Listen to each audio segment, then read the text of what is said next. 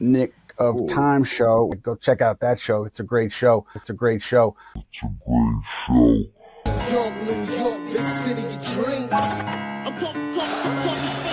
New York, New York, big city of dreams.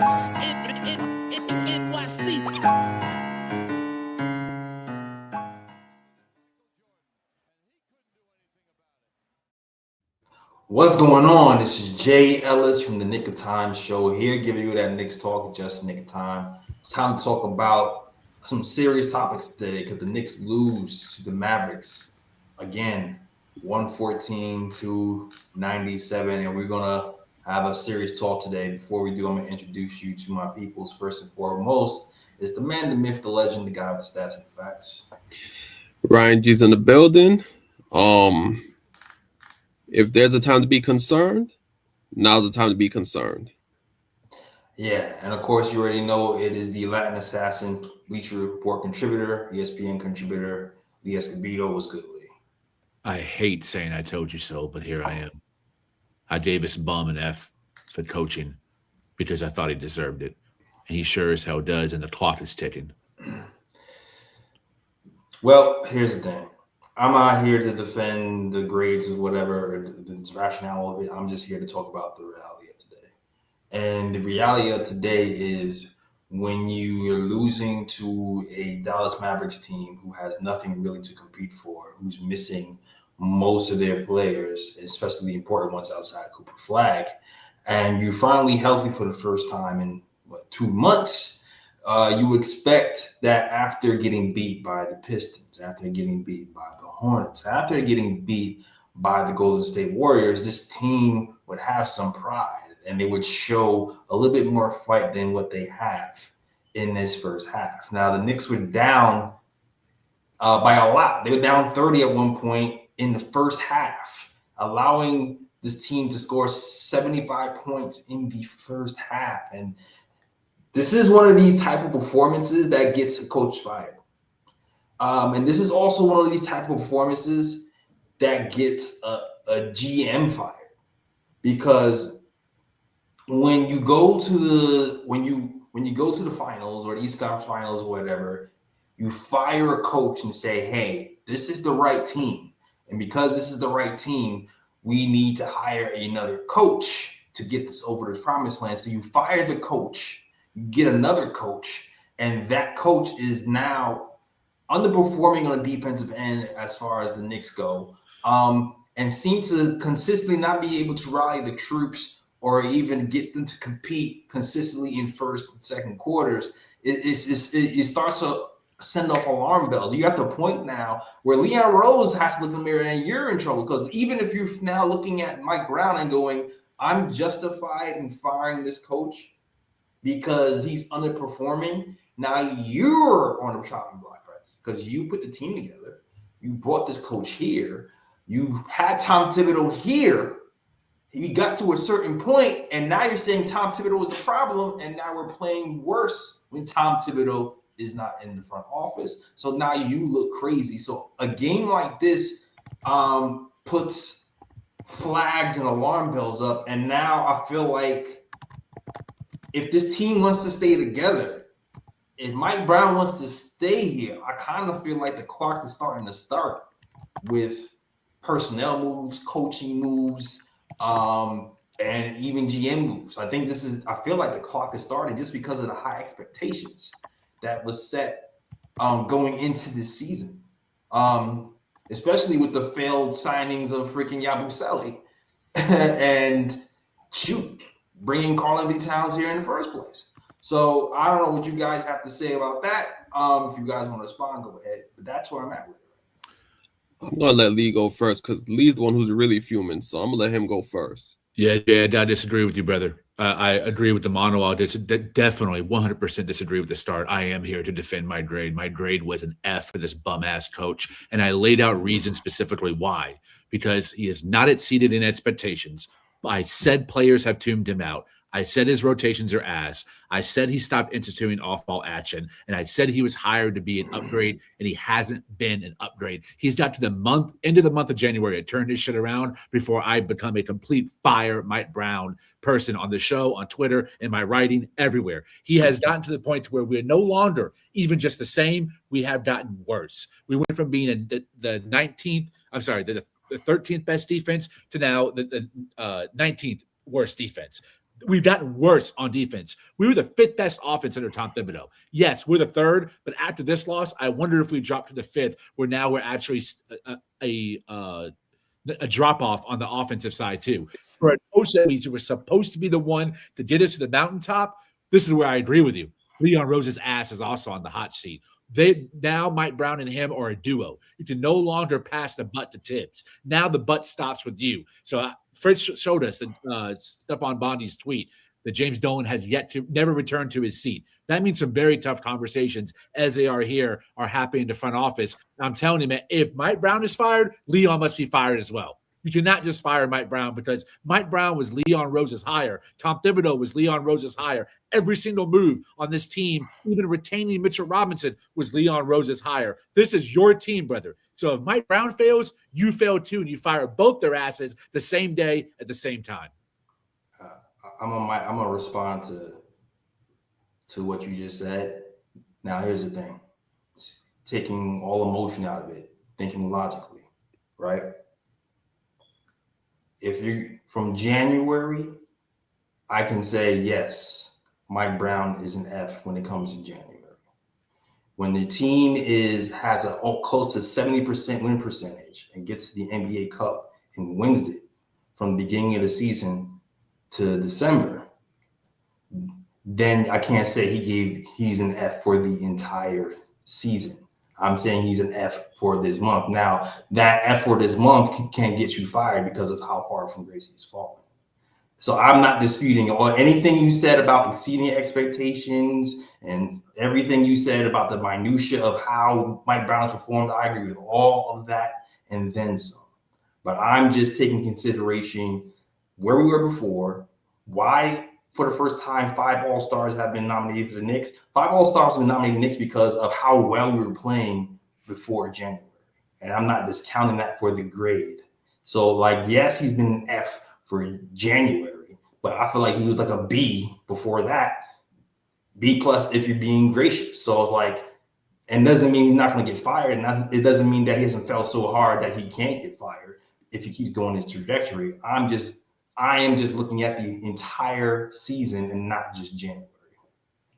I am too. I think the fact that it can't be sustained shows that it was a failure or a mirage to begin with, meaning it wasn't real because it can't be sustained. And not only has it not been sustained, it's fallen off to the opposite end of the spectrum. I graded Jalen Brunson's defense to start the season a B. Now I would say it's an F. And overall, I would say it's an F because it went right back to what it really is. It revealed itself after a longer sample size instead of a short-term spark out of nowhere, which was really an anomaly, what we were in the beginning through December and November. So to me, I think overall, and the fact that we've gotten so bad at everything that made us good. I listed everything, the off-ball action, Jalen Brunson being off-ball, Mikal Bridges running the offense, Karl-Anthony Towns being used as a hub, the backdoor cutting consistently by Hart, Mikal Bridges, all those things. That is all on coaching and schematics, and it's all falling apart. So I looked at the beginning not as an equal to the end. I looked at the beginning as a mirage, and the end is a reality. I think of it as if you're going to school and you get a C+ for the first half, and an F for the second half, your average is not an F. Your average is then a D.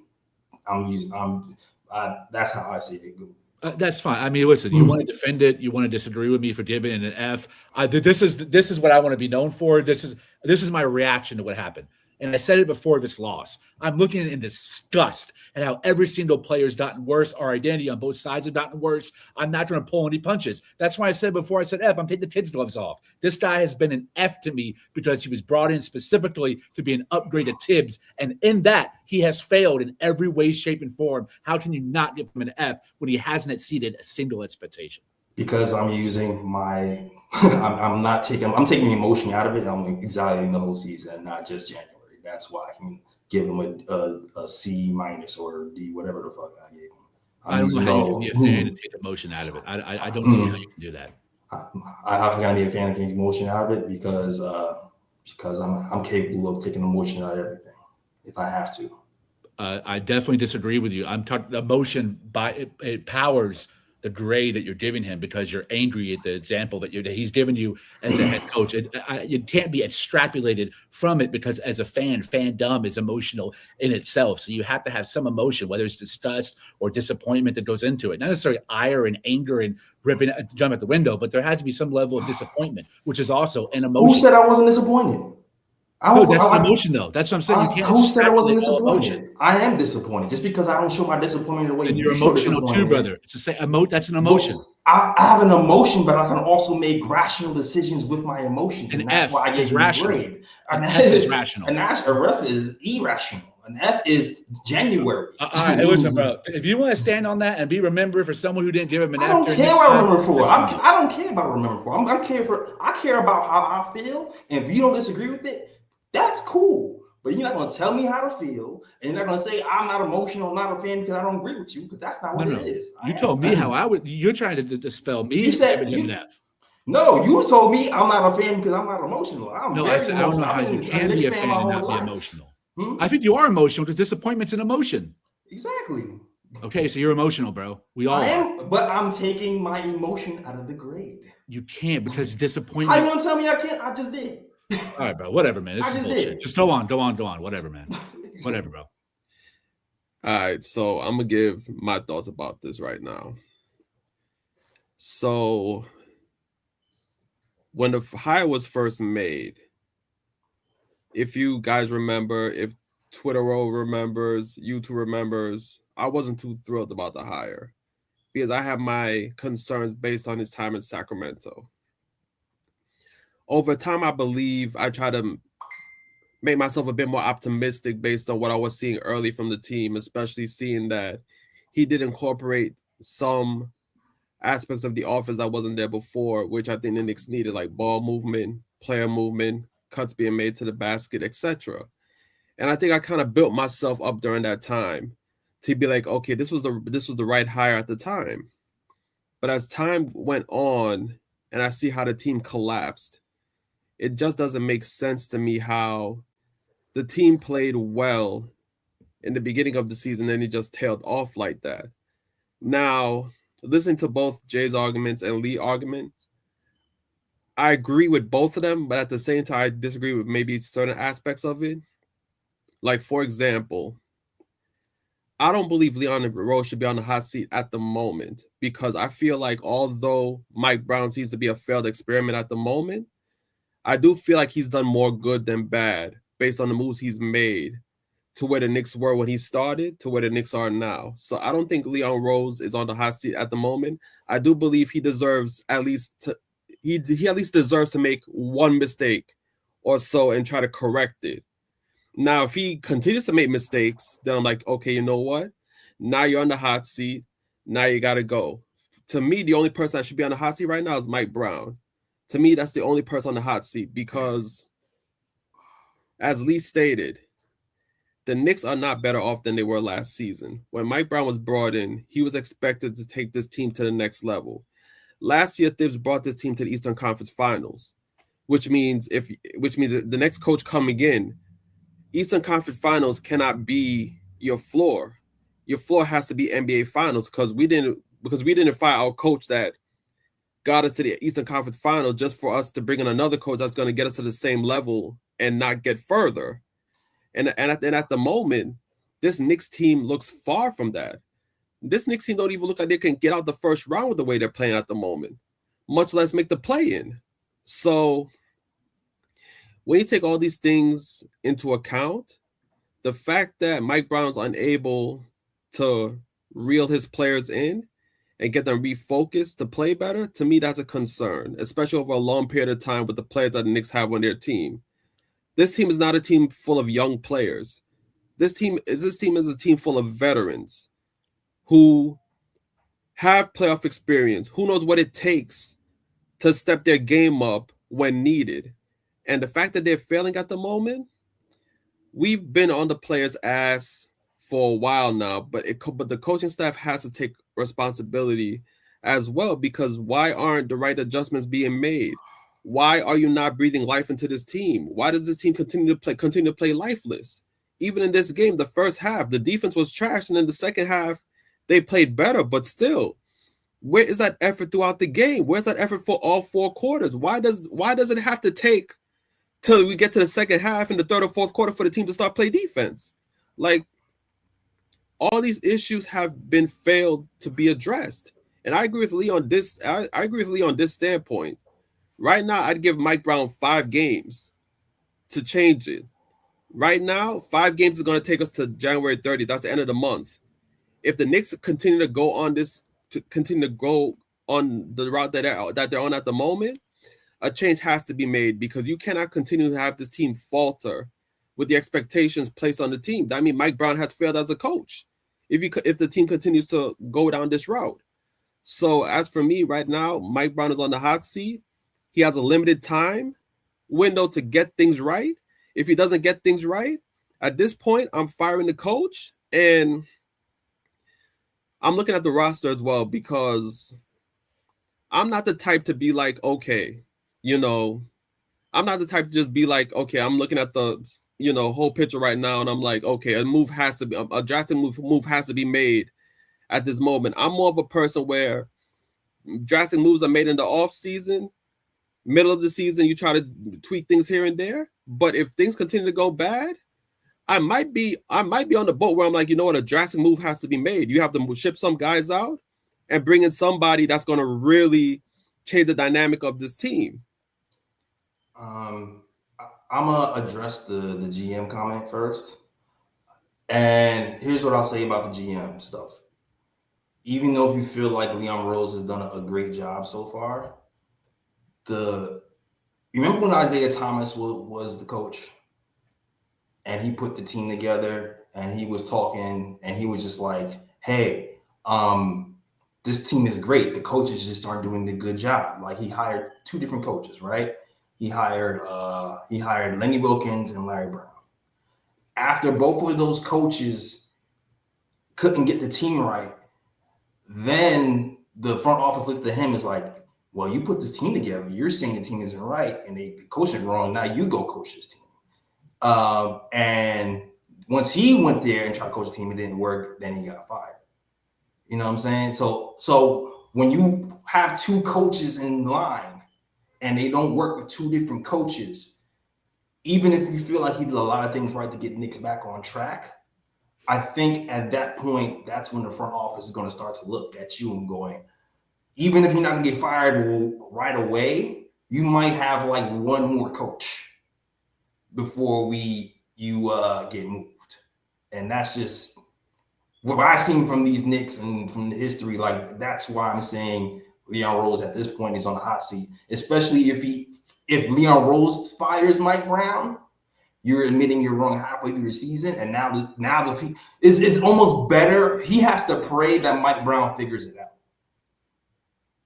because the longer Mike Brown doesn't go without figuring out, the hotter his seat gets.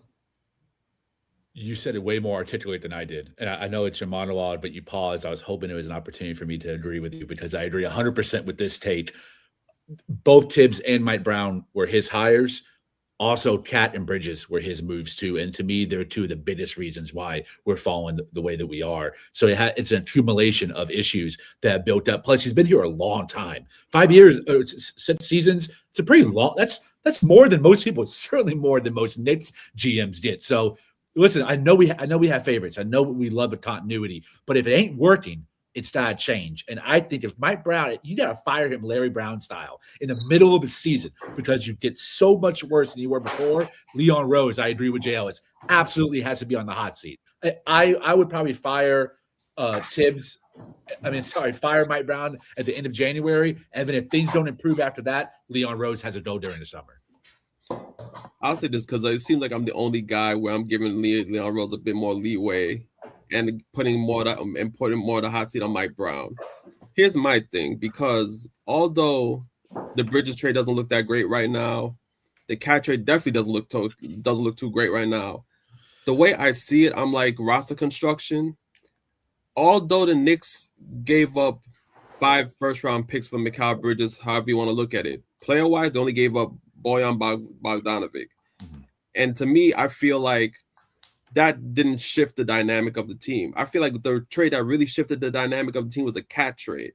So to me, I see that as one major error, because I feel like if that trade was never made and you kept Randle, you kept Donte, and I don't know if that Mikal trade is even made if you keep that roster, but I feel like at least with those guys here, the team had an identity. The team was tough. The team played defense. And I feel like that roster wouldn't be struggling the way this roster is struggling right now. I feel like when they traded for Cat, they took away some of the identity of this team. And that's where the major flaw is. So, although, yes, I agree. Leon Rose, eventually he definitely has to be on the hot seat, because you cannot keep on making mistake after mistake after mistake, and they accumulate and the team gets worse off. I just feel like, because I'm looking at it as a whole, in his whole tenure here, he just recently started to make mistakes. Majority of the moves he made in the beginning of his tenure, for the most part, he hit it on the nail on the head. So I would at least give him a chance to rectify his mistake first. If I see that he makes another mistake, then I'm like, okay, now it's time that, we may have to replace you. But I feel like his track record at least gives him another chance to at least rectify the mistake you made with the coaching hire and the Cat trade. Here's what I'll say about that too. The picks at the time, I remember the first round picks. There was a lot of talk about the picks losing value as we keep them. I think that had a lot to do with maybe pushing all the picks into the fire for that Mikal trade. Also, something about the Devo trade, man. Like, we got Mikal here thinking he was going to be like a good point of attack defender and a guy who can kind of take over the offense at times when Jalen Brunson doesn't have it. He hasn't been a good point of attack defender full time. He's actually more of an off-ball defender than a point of attack defender. Devo actually might be a better point of attack defender when it comes to fighting over screens, deflecting balls, when he's fighting over screens and blowing up dribble handoffs and stuff. That actually might be Devo might actually be better at that role than Mikal. And on top of that, Devo might actually be a better setup man. These freaking Timberwolves got him playing point guard. So I think more than the damn freaking Randle trade to Cat, I think that Devo trade and replacing Mikal, thinking that was going to be an upgrade, actually might have bit us in the ass. Agree 100%. No notes. I agree. Yeah. So it's like that Devo trade, even if you're thinking about Cat for Randle 1-for-1, you can almost kind of rationalize that. Agreed. Because it's like headache for headache. You know what I'm saying? It's headache for headache. You used to get a stretch 5, you open up the court a little bit more, but it's I think involving Devo might have messed up the trade, might have lost us the trade, if anything. And then the money too. Like when you consider the money that Randle gets paid versus the money Cats get paid, now it's like you're allocating resources that you can't pay somebody else. Yeah, and here's my thing, because I'm looking at Fritz in the chat, and Fritz wants to join our conversation. And okay, I understand that Randle couldn't stay, but I wonder if Fritz can go back in time for us and look at our contracts and see if there was another way we could have facilitated that Cat trade and keep Donte here. I know with trades, it depends on what the team wants and things of that nature. So maybe if the Knicks facilitate that trade another way, maybe they would have had to give up Donte anyway, because that's who the Wolves wanted. And the Knicks knew that they couldn't keep Randle and bring Cat here. But I just wonder if there were other ways that the Knicks could have facilitated this trade, or if there was a way that they could have kept the pieces together and maybe try to search for a trade down the line that more suited this team. I don't know. I'm just throwing ideas out there, but at the end of the day, based on what I'm seeing now, it's like if it looks like long term, the Knicks really traded away their identity when they made that trade. Also agree with you. I think that Gerson Rosas definitely has to hold some accountability. He was the one who drafted Cat. Once we got him, it became his primary goal to get Cat back on this team, and I think that was a mistake. I don't think trading Randle was a mistake. I think Randle did need to go. I agree with Fritz on that he reached his ceiling with this team and we needed to move past him. But I think we should, once Ihart was gone, then we made the Cat trade. I think it was a dumb idea to get rid of the two toughest guys on the team in Ihart and Donte. Funny too, they're both white guys. It's like, what the fuck? Yeah, that almost never happens. Just for context, we couldn't keep Ihart. We couldn't keep Ihart. The way the CBA was set up with the contracts, we were only able to offer him a certain amount of money. And we did. But like OKC was allowed to offer him $30K. We weren't even allowed to offer him $30K. So like our hands were kind of tied with Ihart. Agreed. Yeah, that's true. But what Ihart happened first, and then we traded for Cat. I think instead of going for a Cat, we needed to add someone that had some of the personality of Devo or Ihart, because the mental makeup of this team we have right now is basura. It's absolute trash. It's really weak. It's soft. Brunson is tough mentally in the fourth quarter. I'm talking about that doggedness. You can't have a team full of Fritzes, and you can't have a team full of Lees. You got to have a team with some Fritzes and some Lees, right? Some nice guys, some nice fills. You also need a little bit of an asshole, too. You need that combination in the midst to have a show like KOT and have a Knicks team that's also a contender. Right now, we have too many nice guys on this team. We don't have anyone that's willing to say, look, I call people out. That Brunson timeout was embarrassing. You did that with 7 minutes left in the second quarter, and they played worse after that talk. I'm like, bro, man, it's like, I'm not saying Brunson doesn't have leadership skills, but when they hear him say it and they're like, you're the worst defender on the team, you can only say so much because it's true. That's a fact. When your worst defender is saying, yo, I need to play better defense and share the ball, it's like, bro, you want ball more than anyone in the NBA, and you're the worst defender on the team. It only goes so far in maximizing the guys with your voice. We need other guys that hold everyone accountable, including Jalen Brunson. Sure. I actually want to talk about some of the things that might need to change the defense, but also I know Fritz is here, so hold on, let me see. I know Fritz want to get back in this. And Fritz, I'm pretty sure Fritz heard something about trade that he wants to add his 2 cents on. What's going on, Fritz? Hey, what's up? What's going on? I always see everybody always relitigate the Cat trade, but Randle had to go. Like they were not going to increase his salary. He was not going to, even though he didn't make probably what he wanted on Minnesota. I think he thought he deserved it, and that trade had to happen. It didn't have to be Cat, but he had to go for someone. I think nobody's disputing that. I don't think anybody's disputing that. I know, but like that was probably the best option they thought. Like Cat was on like kind of like a down year. They bought low, and they're like, okay, we bought low. We can rehab him. If he doesn't work out, we can flip him. I think that's probably what their reasoning was. But yeah, Randle could not stick around. Agreed as well. Now, as far as like what's going on with the damn defense, I wonder like if this type of defense we have is sustainable. And shout out to, there's this one guy who comments. I want to get his name right.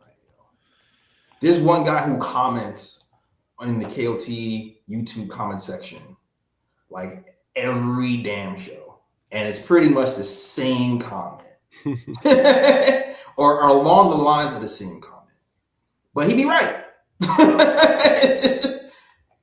He'd be right. And let me see if I want to find his name, because I want to give, is it Z Diddy 3710?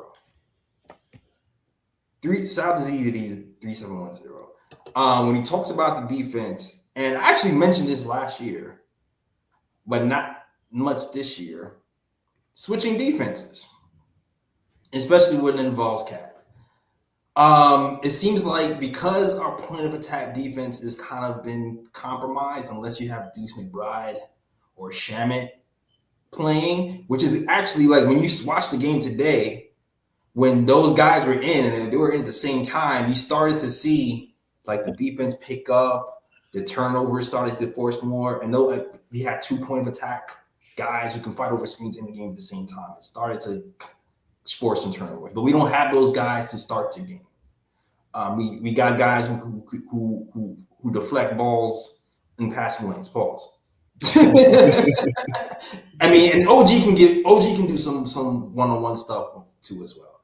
But what I'm saying is, I feel like maybe they're exerting so much energy trying to cover for Brunson and Cat, fighting over screens, helping recovering. Maybe it's just wearing down on them as the season goes along, and it's like maybe it's just not sustainable to output that sort of energy for 48 minutes, unless you're like doing short stints of that, which is why we usually even talk about 10-man rotations at the beginning of the season that we kind of got away from.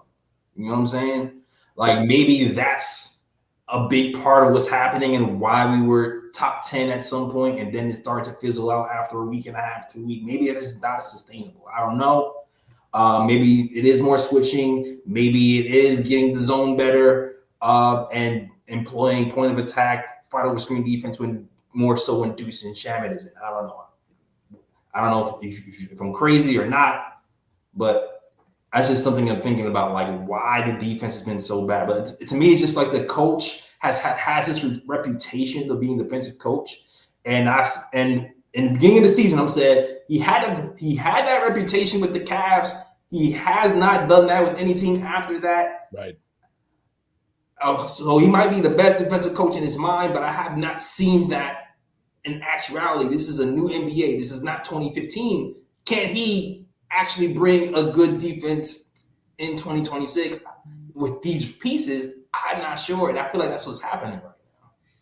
Yeah, and just throwing something right quick, because I did check some stats really quickly. When he got fired from Sacramento last season, Sacramento had a 116.2 defensive rating at the time, or 116.3, and they were in the bottom 10 of the league at that time. And right now the Knicks are around the same defensive rating as the Kings were last season when he got fired.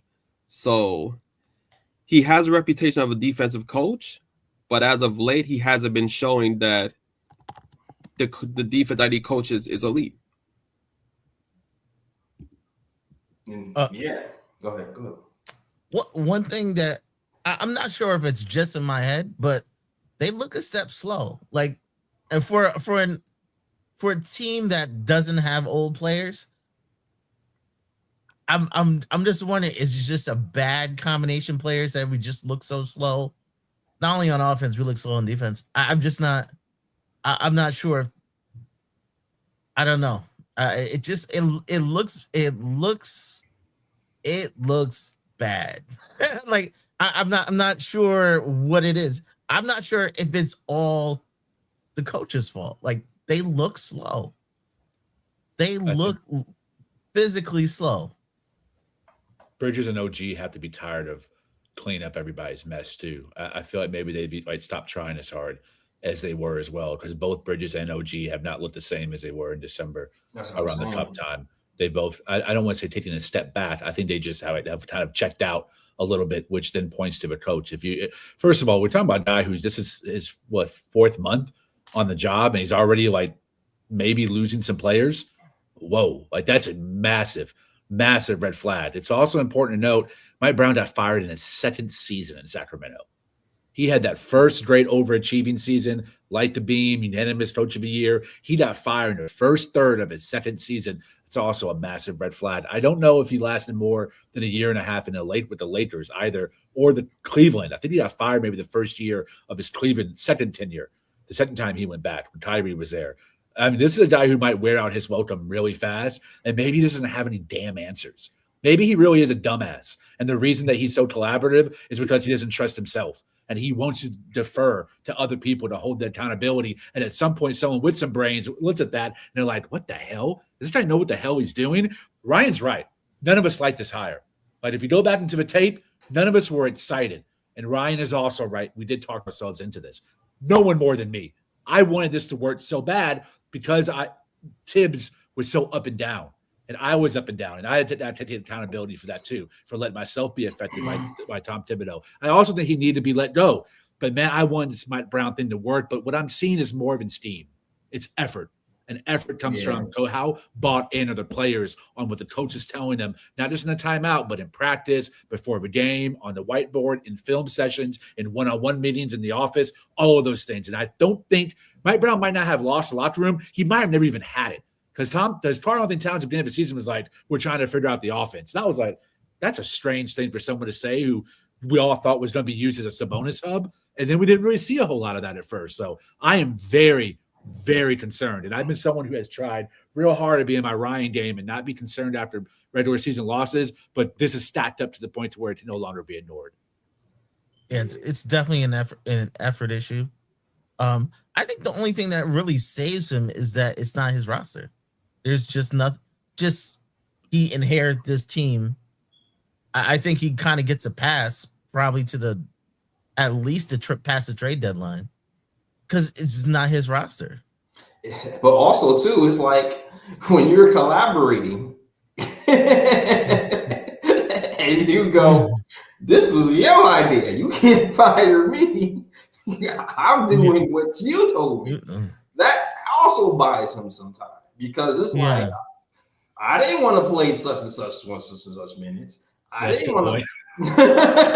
That's just your idea. If you're watching, Mike, here's your loophole. That is your idea. So, because I'm having a flashback of Tom Thibodeau playing Cam Reddish. He did not want to play that man. And when his ass is on the hot seat, guess the first person who was benched? Cam Reddish. So if his seat is as hot as we think he is, I can see all that collaboration stuff going out the window. Yeah. Because he's like, wait, you about to fire me? All right, hold up. Don't tell me nothing. All right. This is my defense. This is my offense. I'm getting fired. I'm getting fired on my own terms. Let me cook. Get out the kitchen. Karl-Anthony Towns, you sitting down. We played Mitch 40 minutes. You know what I'm saying? Josh Hart, you're like all this seesaw in and out play. Now we playing 10 guys because you guys look tired. Like, I feel like if there's any time for him to freaking go all balls to the wall, whatever you think is right, do it. It might be freaking right now. And you're right, Lee and Ryan G. He's on the clock. He has a few games to do this before I feel like the heat gets really real. Yeah. And I think the funny thing about it too is that after this bench Cam Reddish, I think the Knicks went 8-0 in the next 8 games. They won the next 8 games after that bench. So it's like they was like, you know what?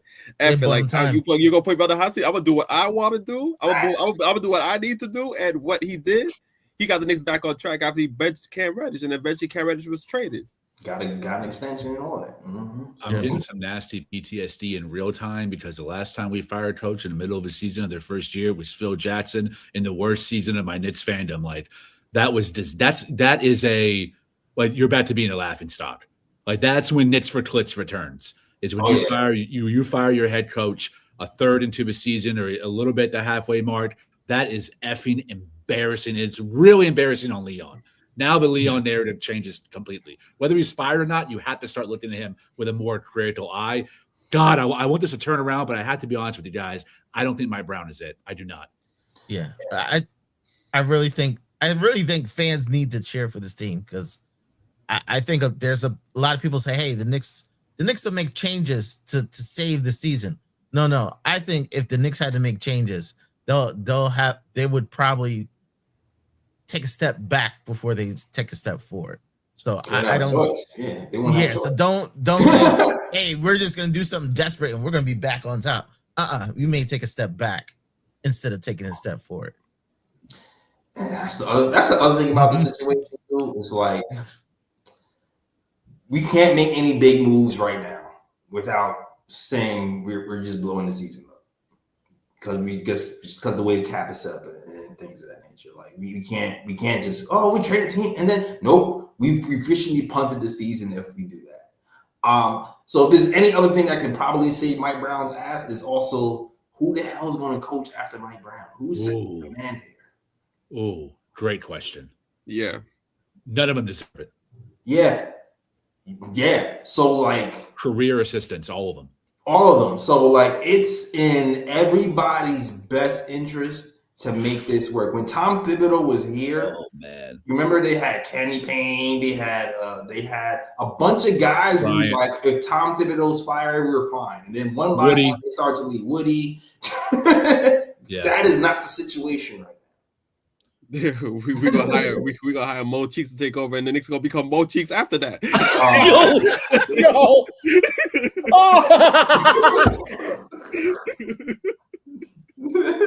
Damn.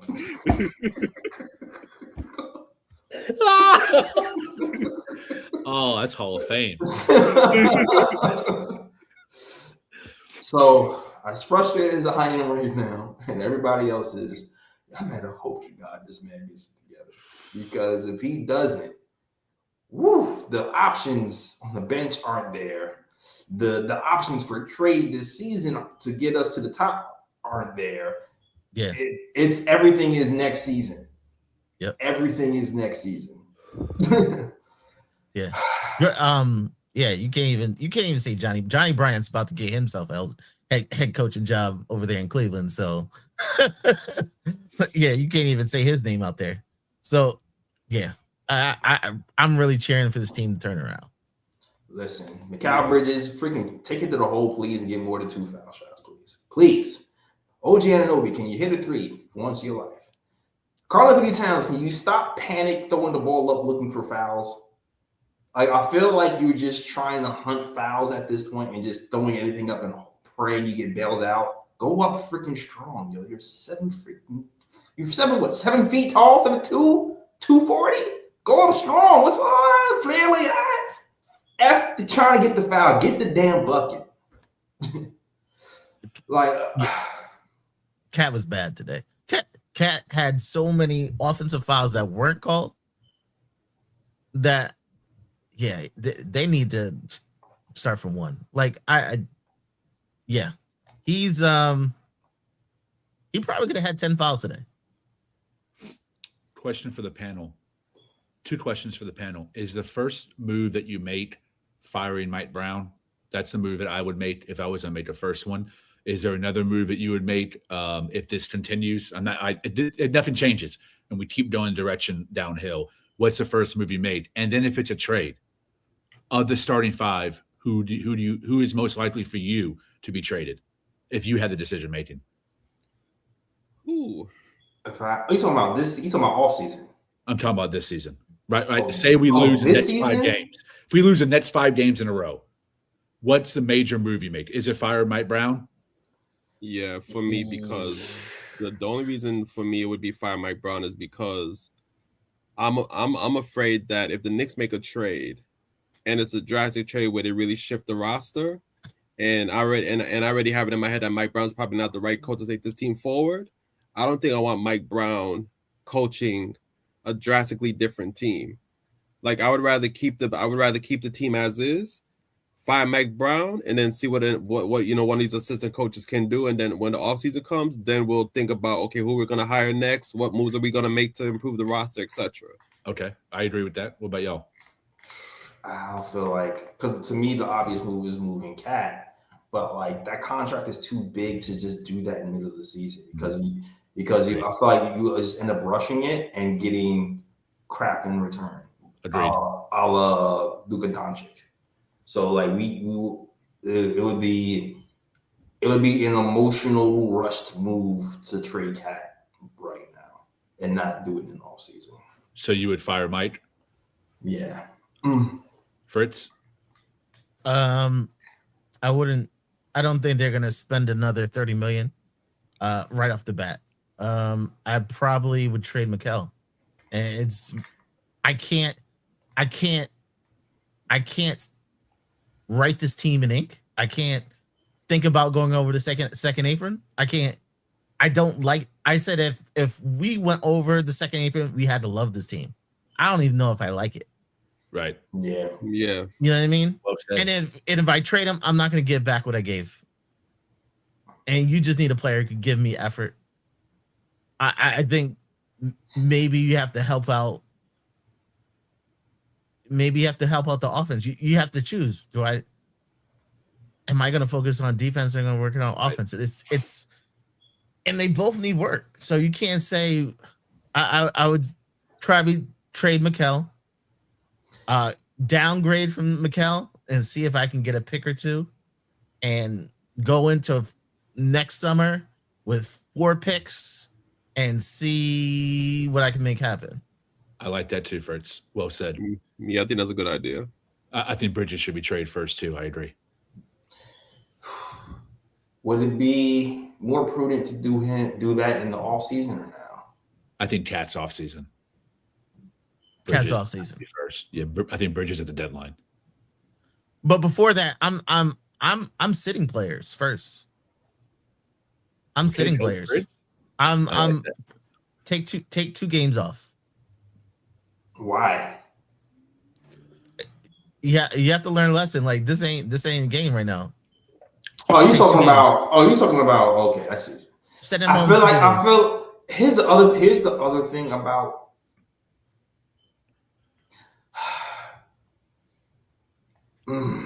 Here's the other thing about. We don't have our pick next year. We do this year. Yeah, we do. Yeah, we do have our. We do have a pick. Yeah, and the Wizards. And the Wizards. And we get access. And we get access 7 years down the line too. Okay. So we get access to 2 picks. Oh, oof. And swaps. Yeah. Interesting. Crazy times. Now we talking whole hypotheticals here. I'm hoping that we get together and we don't have to do any of this. I'm really hoping we don't gotta do none of this. I'm hoping we turn into the 99 Knicks, make a push, go to the damn finals. All right, Knicks Spurs, but we win this time. You know what I'm saying?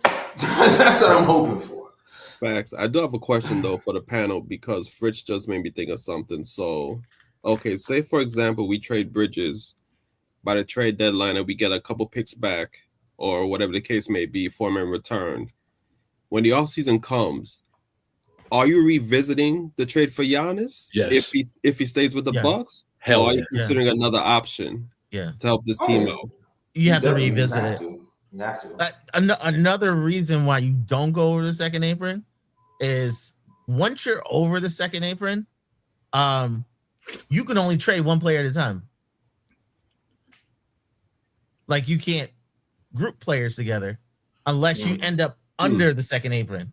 So so if I do something this year and say, hey, I'm gonna go get Keon Ellis, I'm gonna go get these players that are gonna make us go over next year, you're out of the Giannis sweepstakes. Okay. So these people who say, hey, jump on Keon Ellis, jump on these players who need to get paid, Kuminga, jump on these players, you're gonna mess yourself up. Uh-oh, you froze? Okay, you back. All right, cool. All right, hold on. Super chat here, man. Continuing the trend of giving us super chats and releasing. This is a new trend. I'm not used to this. Usually when we lose, no one gives any money or donates, but thank you because it helps keep the lights on because we got paid for StreamYard, paid for subscription. So thank you everybody who contributes to the channel. At calendar 05, since a 49 super chat says MB has a cat problem. He's mishandled Cat and as a result has lost credibility with the second best player on the team. That bad synergy is poisoning the well. Agreed. And this brings me back to there was a time when he benched Cat for the fourth quarter. And stars are funny, man, because you want to be accountable for sure, but you wonder if stuff like that demotivates them, especially when you bench them and then say it to the media. Like I had a poll or I asked like the Twitter, like, do you feel like Mike Brown should have said something publicly about Cat's effort to the media? And a lot of people said yes. And while as a Knicks fan, I want to see the team being held accountable publicly and stuff like that, because it feels like the coach cares and da-da-da-da-da. As a leader of people who has to follow you, it's probably better to keep it in-house. As you know what I'm saying? Because I don't know anybody, first of all, as humans don't really take the criticism in general. Like, you only start to kind of take the criticism when you realize maybe this is the way I get better, and you kind of grow as a person. It's like, all right, this is how I humble myself. This is how I grow. I learn and evolve to take criticism. So like in general, so that's the standard. And so when you do that in front of people and the media, it can turn certain players off. This is why when they had the meeting, they do all that stuff behind the scenes. Go ahead. I don't think you bench a player for just a poor performance. Like if someone went 3 for 16, you don't bench a player for going 3-16. You're benching a player because they're not giving you something they were supposed to give you. Oh, I agree with you. I'm not talking about the bench. I'm just saying it's not necessarily because Cat is playing poorly. Is that he's not doing the things he needs to do, and it has nothing to do with how many shots he hit. It doesn't have to do what's the score or anything. It has to do, hey, we need you to play this way, and you refuse to play that way. If you're playing that way and it ends up in a bad performance, that's fine. But if you're not buying into the game plan, that's when you take that kind of action. I agree. I agree. Like, hey, if you're not playing into the game plan, be benched for sure. But I just know when he talked about Mike Brown and what his pros and cons were, some players might be like, I don't like being criticized publicly, and that can make you not have that player perform to his highest optimal talent level. Is what I'm saying. Yeah, it has to happen. It has to happen privately first. So, right. Like, if I told you, like, if you refuse to do what I told you to do, then okay, then it'll become something public down the line. But yeah, private definitely has to happen first. I also want to say that I apologize for coming on the podcast so damn angry. I'm pissed. I'm pissed, and as Jay and I were getting into it, I was like, I don't want to argue with him. I really want to argue with Mike Brown, but this is who we have. Nothing's personal too. I want to reiterate to the chat that don't ever interpret anything as like a rift or beef between me and anyone that I debate with. But specifically, I do want to apologize to Jay for coming on so strong and so angry. I am angry, but I apologize for projecting it onto. Dog, it's cool. I'm not even thinking about that, bro. Okay. I just wanted to say that because I've had time to sit here and think that I'm like, I wish I would have directed my anger in a different way instead of being confrontational about my opinion on the team. Even though my opinion is that this team really sucks and so disappointing. We have so many high expectations, right? We all want to win a chip together. That's all we care about. And it's like this looks like a seismic mistake. This was a kind of mistake that could derail you from winning a chip. That's scary. Firing a coach their first season's effing embarrassing. It's shameful, even in a sports context. And I don't know, man. I don't want to fire Leon Rose because I think overall he's done mostly more good than bad. He definitely took us out of the Steve Mills era. There's no denying that. Right. But he's made some lately too, right? Recency bias. Ryan talked about that. Like it's like he's made some mistakes. The Bridges and Cat pairing, the Brunson and Cat pairing, Mike Brown and Cat pairing, maybe the Mike Brown and Jalen pairing. Who knows? We have no idea, right, what's going on behind the scenes, but it doesn't look like it's good things. It doesn't look like that they're connected, or maybe they might not even totally like each other. You can still win a chip and not totally like each other, but this team doesn't seem like they're wired that way, right? This team is like no one that's really calling out for what it is and owning responsibility and saying, my bad, like, put this on me. Except for these stupid platitudes we hear in the media, which I'm really sick. I think we're all very sick of those too. So right. I think there needs to be a player change if Mike Brown is fired. I think if this doesn't improve, Mikal Bridges has got to go. You got to trade him this deadline and go the Fritz way. Try to get 2 picks. Then you have a package that Milwaukee doesn't feel like they're settling for to get Ray Giannis and sitting where he wants to go. They're actually getting something back in return, which would be potentially 4 first-round picks if the Wizards one conveys. Shout out Ebony, too. I saw you. Yeah, I'm talking about, all in the chat, man. Good points, man. Good points. I don't know, man. I don't got nothing else to add this. I don't know if you guys want to add anything else.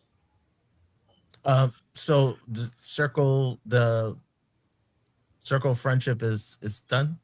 Oh, please. Oh, yes. At this point, I don't give a damn about friendship at this point. Screw it. Damn it. I hate it. Unless we talk about bringing Devo back.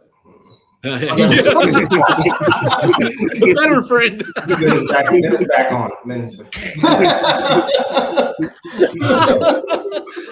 Yo. You ain't lying. Oh my gosh. Hi, yo. All right, got some frustrations out. Yo, check. All right, that's the show.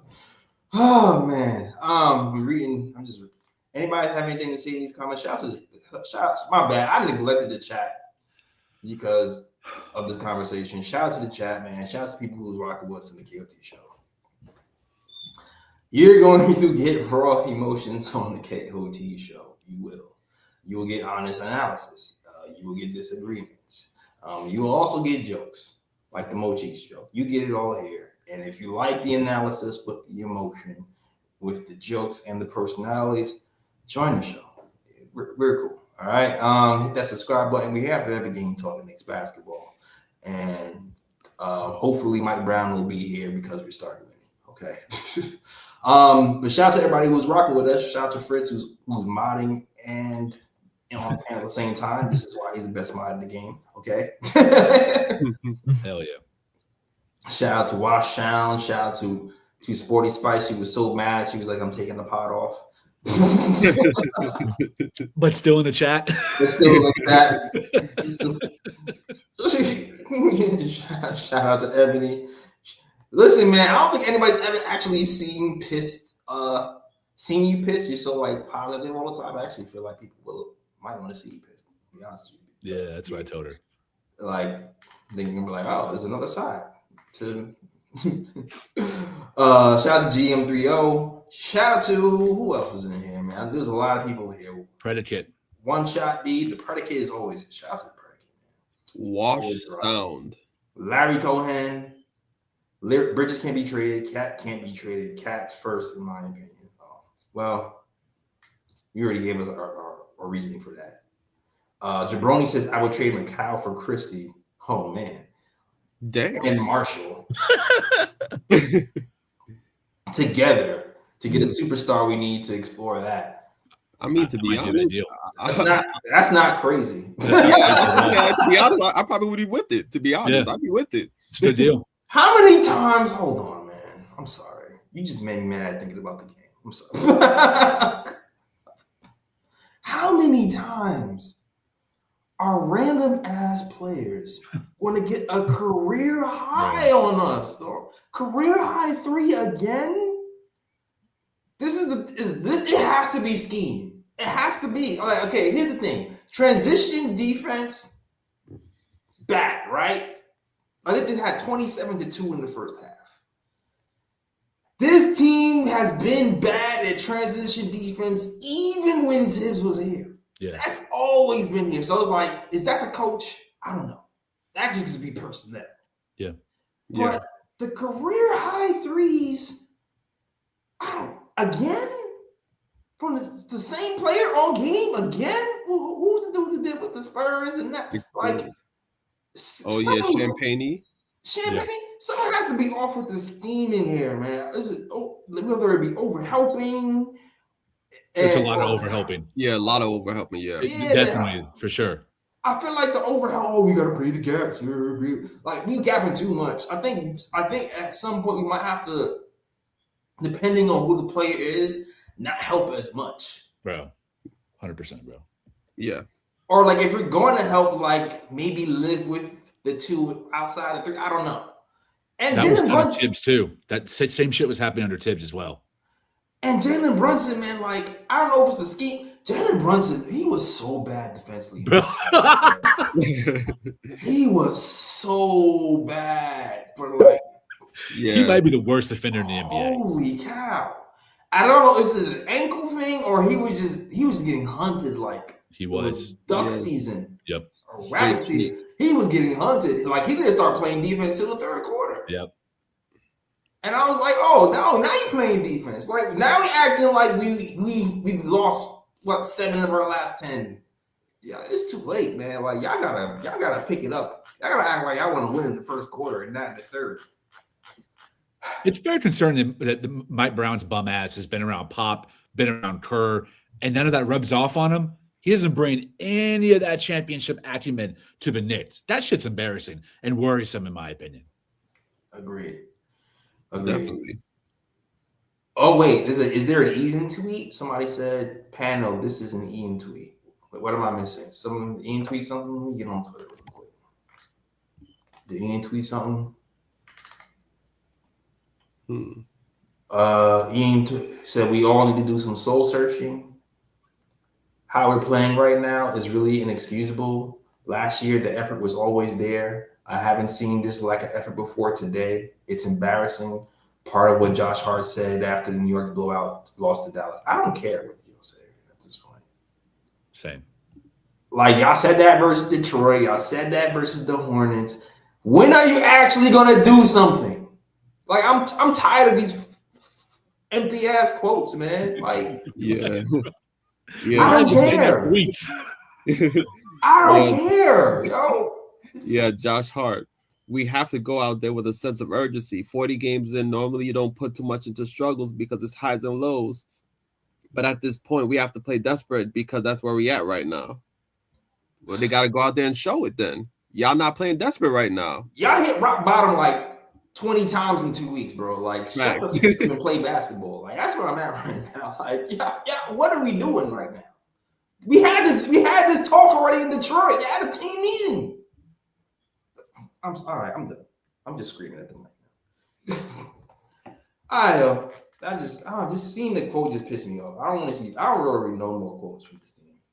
I don't. All right, yo, that's the show, man. At least unless y'all got something else to say, I'm ready to wrap up and like do something fun, like watching anime. What's the next game? Oh yeah, I thought. Jujutsu Kaisen is back. Yeah, let's go. Talk about some positive. Jujutsu Kaisen is back on Crunchyroll. I heard he and His and Hers was good on Netflix. Watch some. Everybody, get away from the Knicks for a minute. Watch some Netflix. Facts. Actually, I'm actually getting to Found. Found's a pretty good show. Yeah, on Netflix. Yeah. I watched it. I seen it. Yeah, it might be some show recommendations after these losses to cheer people up because this is crazy. All right. I'll say this though: the Knicks' next game is against the Nets. If the Knicks lose that game, I am going off a ledge like Lee, and I will come in here firing on all cylinders if the Knicks lose that game to the Nets. I'm taking a pot off if the Knicks lose to the Nets, and B, you're gonna have to run point. Sorry. If we lose to the Nets, James Dolan ahead to roll. If we lose to the Nets, that's an honor pride thing for him. If we lose to the Nets, bro, that could be Mike Brown's last game. He don't like losing like these big games on like holidays and stuff because he's done that before. Like not come out at a halftime and he made a move. Like he doesn't like being embarrassed like on those big days. So it's not good. If they lose to the Nets, I'll come in here with 3 cat trades. If they lose, I will come in here with 3 cat trades if they lose to the Nets. And for everybody listening, don't think for 1 second that those trades are on the spot. He had those 3 cat trades loaded since the summer. All right, he's just dusting the files off. I'm just letting you know. Yes, I know Mitchell Robinson's going to be a part of it too. No. At this point, Mitchell's the only positive. No. He's the only positive at this point. The only positive. Man, he balled out to the E. He's the only one. He's Deuce was bad. Shamet was bad. Yeah, but I did see. Yeah, Jalen. But I saw Jalen put out effort though.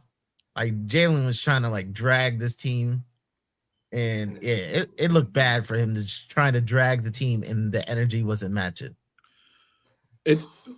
My last thing, man, it's definitely an effort thing because I watched the last Mavs day in Utah. I went to a game. It's a bunch of two-way guys out there. Cooper did return, but they're playing a lot of undrafted, second round, waiver wire guys they've picked up based on the injuries they've suffered for Lively to Gafford to AD. Their entire front court is out. Like the African guy's name or the French guy's name, like that guy's not going to be on a team for another month. Once Lively or whoever returns, that guy's cut. They got Jameson Robinson Earl, whatever that bum was that we drafted, have been traded to OKC. Or that guy's on the team playing. Like Nemhard, he's a second round pick, starting at point guard. Brandon Williams, that dude was on a two-way, and that his contract turned into a full deal. Like this is embarrassing. The team we lost to is embarrassing. Their best player is a rookie. Yes, he's a first-round pick. He's a rookie. Najee Marshall is a trade target for us that we were shopping Yabusele for. Come on, man. This is a really, really bad loss against a really, really bad roster. Yeah, he was trying to get traded here. This is reminding me of Dennis Smith Jr. all over again. And look, we never led the entire game. Yeah. Bruh. When I say Dennis Smith Jr., remember when the Dennis Smith Jr. trade rumors came and he lit us up?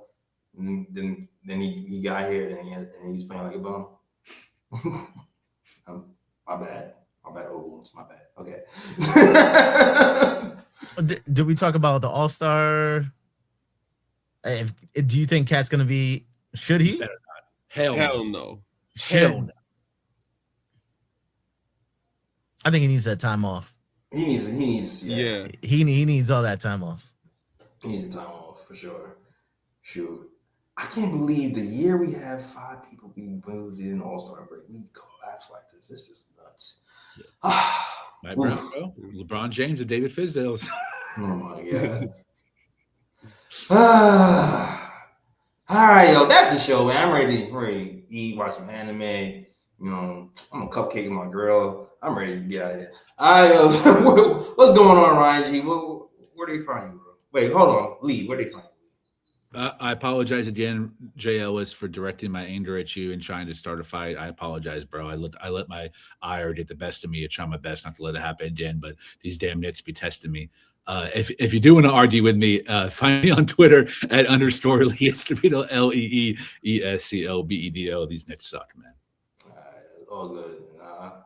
Pod done. I forgot all about it. All right, yo, Fritz, let me know if you can find you, sir. Fritz handles on Twitter. Also, NBA Economy Show. I'm pretty sure I'm gonna be talking about this tomorrow.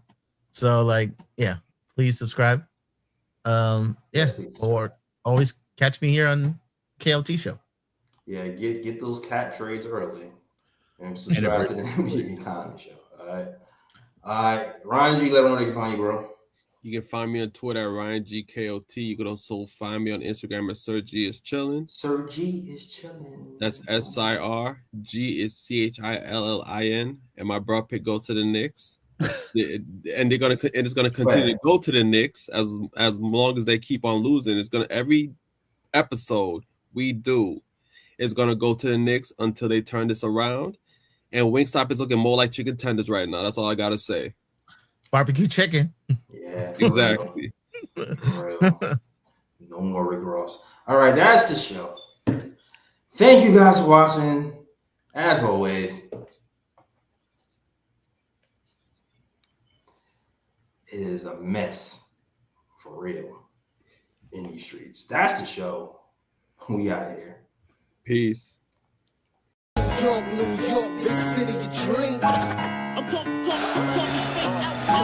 New York, big city of dreams. NYC.